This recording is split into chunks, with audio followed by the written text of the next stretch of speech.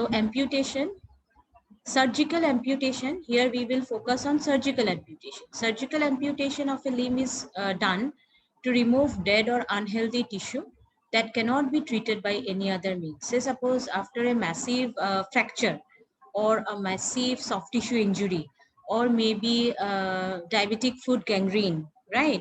Or maybe some septic infection of the limbs. So that time, if normal surgical interventions will not help, so definitely doctor will ask for amputation, that removal of that particular part of the body which is not healthy for the tissues, and which is not it is not a healthy blood supply. So in many cases, amputation is done as a life-saving measure. Yes, if that part is not been resected out or not been removed from the other remaining parts of the body, then slowly the infection may be more, and then the patient might be also getting some life-threatening complication and even death. So that is the reason, like in many cases, amputation is done as a life-saving measure.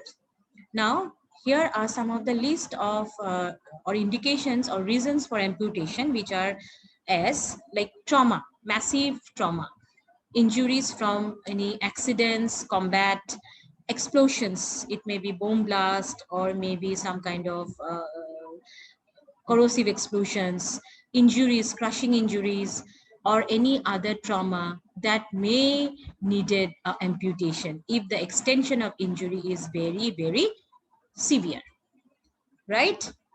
Next is thermal injuries. In case of burns, if there is extreme thermal injuries, electrical injuries, frostbite, burns that may be severe enough, that is, then amputation is needed.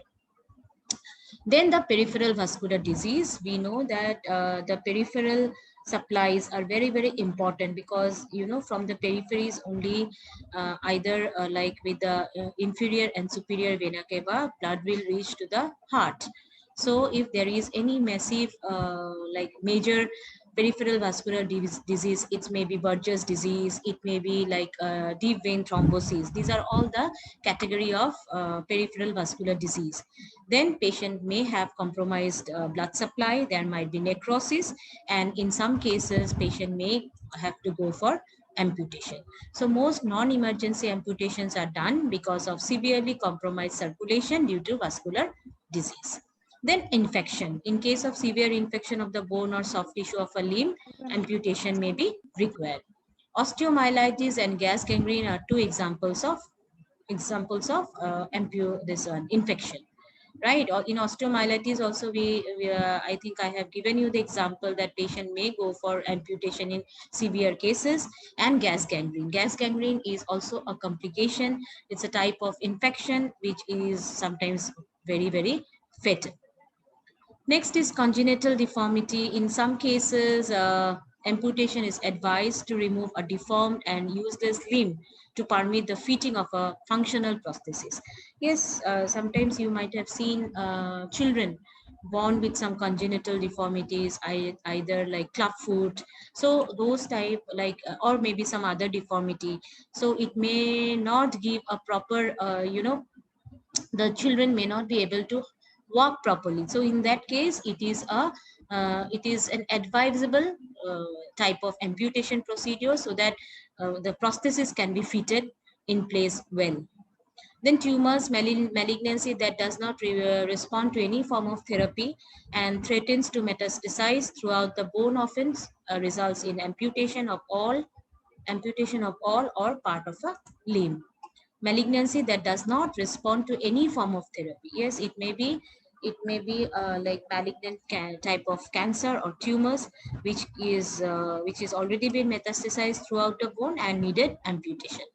In case of chronic pain, and extremity may be very painful because of circulatory problem or other process. Amputation may be indicated if the pain cannot be controlled in any other way. Whatever may be the reason, amputation, always remember, amputation is a major operation. Long range of planning is needed for the patient's rehabilitation. Continuous care and teaching are very important part of patient's recovery. Yes? Are you clear with this points? Yes, Yes, ma'am. ma'am. Okay, it's a very Stands. in a simple terms. It is given like see what. Remember that amputation is always a major operation. It takes long period of time, and we have to always keep in mind that starting from the patient admission till the patient's discharge from the hospital, patient's rehabilitation, continuous care, and education are an essential part of patient's recovery. Okay. So now the site of amputation. Site of amputation